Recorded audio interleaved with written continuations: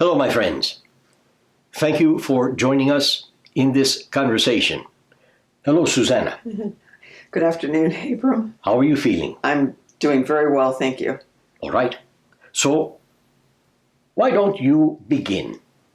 Okay, I have a few questions. I would like to talk about what faith is and faith in oneself in doing mediumship and channeling. Faith is a big, big topic. Faith is intertwined with belief. Faith is all about the knowing and recognition of the self. When you have that, then you have faith in yourself. Faith is trusting yourself. First of all, you are always doing the right thing. Always. At times it may not seem that way, but you are always doing the right thing because every choice you make is the right choice. You have many beliefs within yourself. You have many beliefs about the universe, about yourself, about your reality, about your talents, about your ability, about what you do. Beliefs always change. So if you think you believe in being a certain way and you are not that way, let go of that belief. Well, how do I let go of that belief? How would you like to let go of that belief? Well, easily.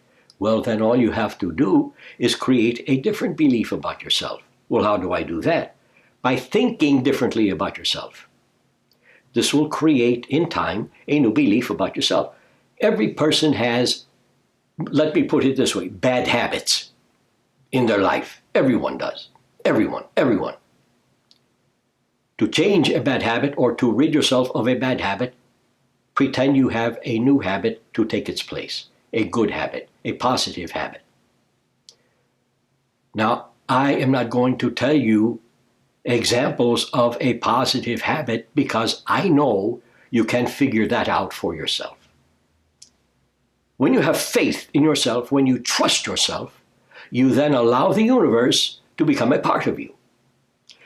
Having that take place gives you the opportunity to really enhance your mediumship ability if you can become a medium, or enhance your channeling ability if you can become a channel. Again, people think that they can take a short class and become a medium or a channel. It does not work that way. All the class will do is tell you if you have what it takes to be a medium or a channel.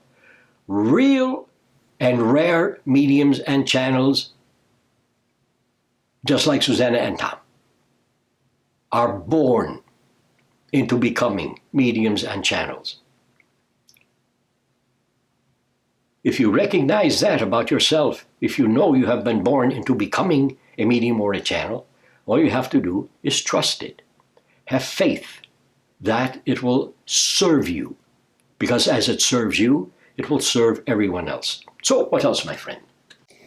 I use the words soul and spirit interchangeably, and I believe that they're the same thing. There are many people in the metaphysical circle and with religions that believe that there is a difference between soul and spirit. So to them there is a difference. Let them have that difference. It serves them well.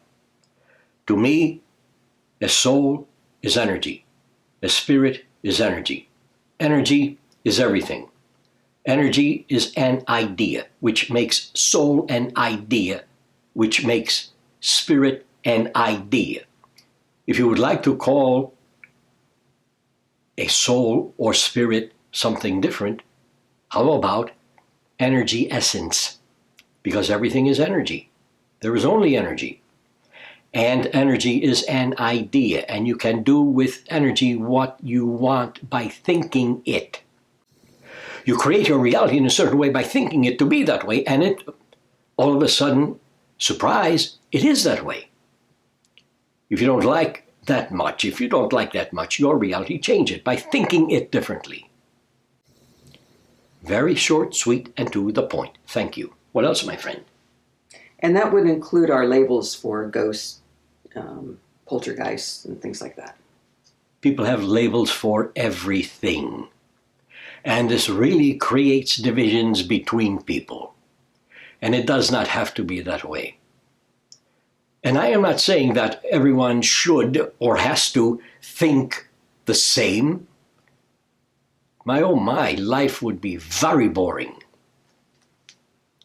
Even if people thought lofty thoughts all the same. Very boring. So people need to think differently. But take away the labels, because they create categories. And categories cause divisions between people and within their beliefs and within their thoughts and within their soul, their spirit, or their energy, or whatever you would like to call it. Keep it simple, my friends. Simple works.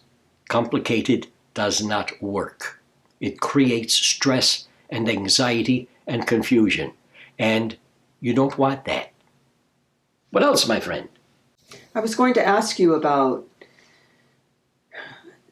there's a lot of people, and this is okay if people need to do this, if you need to do this, and that is surrounding oneself in a gold or white light bubble of protection.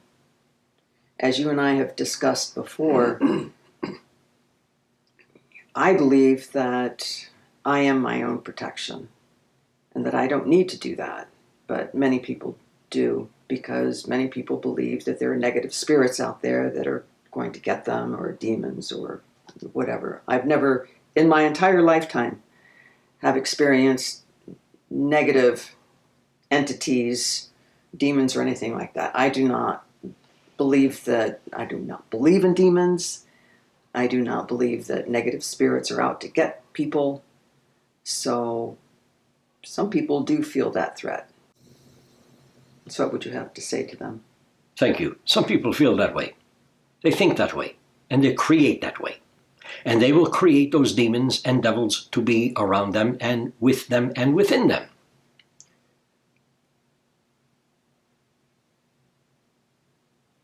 As Susanna does not believe in that, I do not believe in that either, my friends.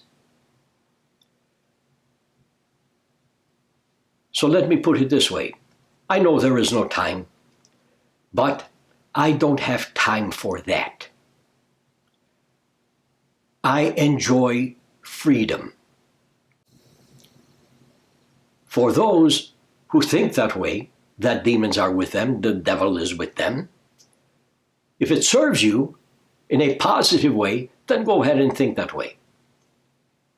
If it does not serve you in a positive way, and I don't think it does, then start thinking that you are in command of your reality. No one else is, because only you create your reality. No one else does. Only you. And just uncreate those demons and the devil. Uncreate them. You don't have to substitute God or a God, Jesus Christ. Nothing. Just uncreate those demons and those devils, and you will find freedom. If you think and believe that a bubble of white light, golden light, or a bubble of energy will protect you, if it works for you, use it. Do you have to? No. Because as Susanna said, you are your own protection. In life and in reality, you will never do anything that will harm you. It might seem that way. But if something should harm you, and if it is a bad thing, it is a bad thing in a good way. And it is harming you in a good way. Because you will learn something from it. Something positive. Now, if someone is out to harm you physically, you know you can protect yourself physically. If someone is out to harm you psychically or spiritually,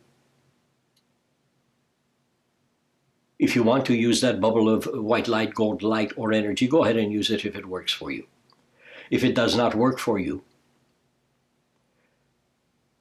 understand and realize that the individual trying to harm you is trying to harm you.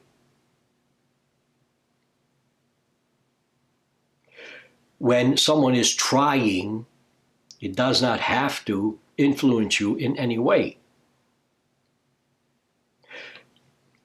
Again, your thoughts create your reality.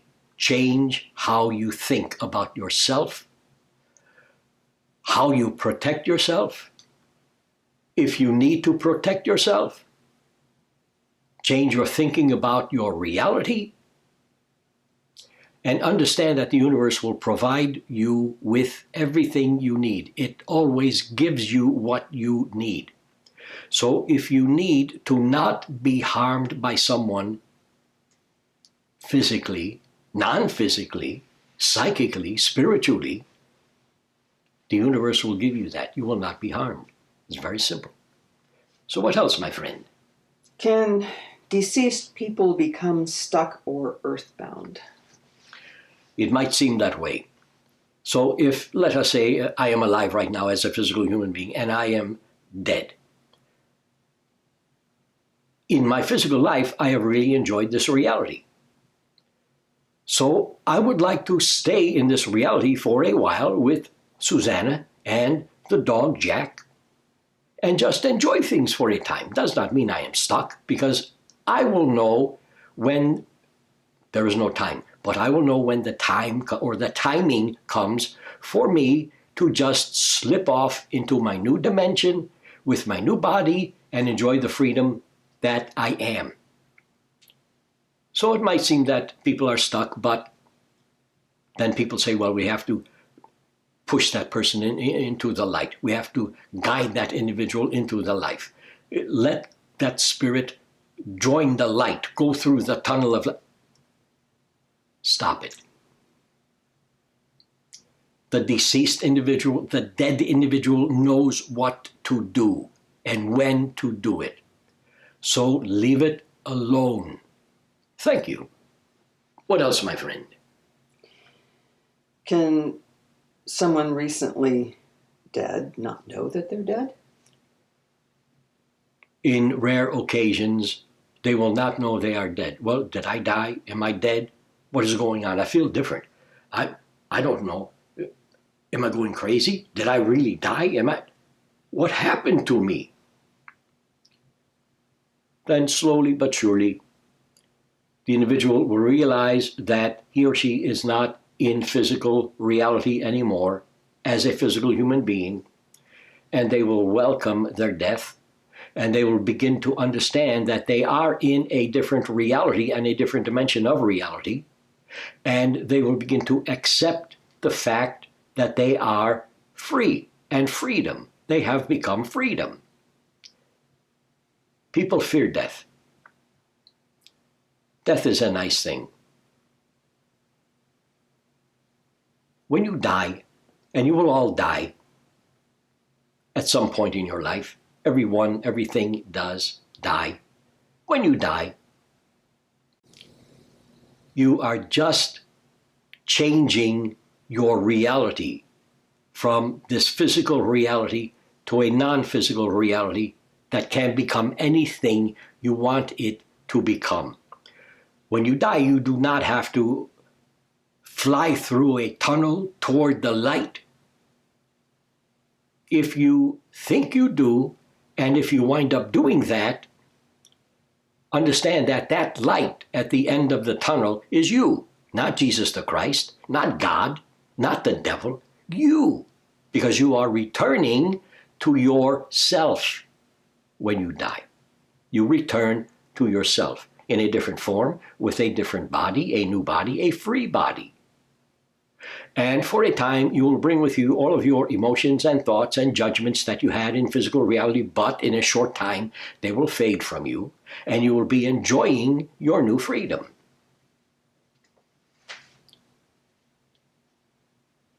So really, they do not get stuck. They do not get confused. Because first of all, you know everything. They know everything. And deeply within them, they really know that they are dead. Well, let us not use the word dead. They are in a new form, a freedom form. Thank you. What else is on your mind, my friend? While you were talking about that, that reminded me of a reading that I recently did with a woman whose husband came through, and she was wondering whether he was doing all right, on the other side, as we call it. And he was explaining to her that, well, she was concerned, let me say this, she was concerned because he had no belief in surviving physical death. He did not believe in an afterlife. So he came through to explain to her that after he died, because he did not believe in an afterlife, he created nothingness for himself. And he existed in that nothingness until he woke up, so to speak, and realized that he was still alive. Once he realized he was alive, he said it was like the whole universe opened up to him. He knew everything in a blink of an eye, in a millisecond, he knew everything about him. He knew every emotion, what every emotion meant, every thought he had in life. He knew everything intimately about himself. And he, excuse me, I'm going to tear up. He experienced joy. And he knew himself. And he wanted to make sure that she knew that he was fine and that this is what happened to him, and for her not to have any concerns about him and his beliefs that he had while he was alive. So that's what I was thinking about when you were talking about that. Thank you for that, my friend. If someone's reality is not working that well for them, I usually will tell them, let go of everything you have learned to this point in time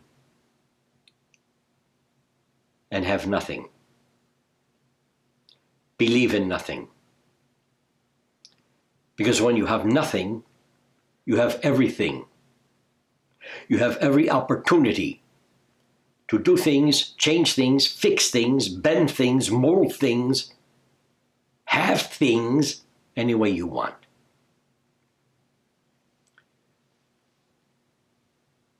If you find yourself after you die in nothingness, realize that nothingness is everythingness for you. Because at that point, in your new existence, you have every opportunity to be or become anything you would like to be or become. Death is a nice thing. It is not an entrapment. It is very freeing. All you do when you die is you walk through that doorway into a new dimension of reality or into a new reality, and you find yourself in and with a new form, a freedom form. Then you can begin to create or recreate your new reality into being anything you would like it to be. And usually after a short time, all things become real, just like in physical reality. But you will be different. Everything else will be different. There will be freedom. Thank you for that. What else is on your mind, my friend? For people who have had experiences in their life and they know that they're not a medium, they don't want to be a medium, they're not a channel, they don't want to be a channel, but they've had psychic or paranormal experiences and they want to open themselves up to having more of those experiences. What advice would you give those people? All right, first of all, everyone has had, everyone has experiences, metaphysical or psychic or spiritual. If you don't want to be a medium or a channel, but you would like to have more experiences, but you are afraid to or do not know how to, begin with meditation. Begin meditating, and if you can, meditate every day for 10 to 20 minutes is all you need, at the same time, in the same place, because this builds up an energy field around you, and it will aid in your meditating time. It will have it become deeper. Then again, you can also buy books and read books. You can contact a good medium or a good channel and talk to them and find out. But they have to be good, and they have to be sincere, and they have to serve you. And you find out what you can do to change your reality, because evidently your reality is not working the way it can work for you. Because if it was working, and if it is working, you would be having more experiences, and you would be welcoming them. This is a very simple, easy thing to do. Do not fear experiences because they serve you. They tell you all about yourself. This is the best gift you can give yourself. Thank you. What else, my friend? I just want to comment that to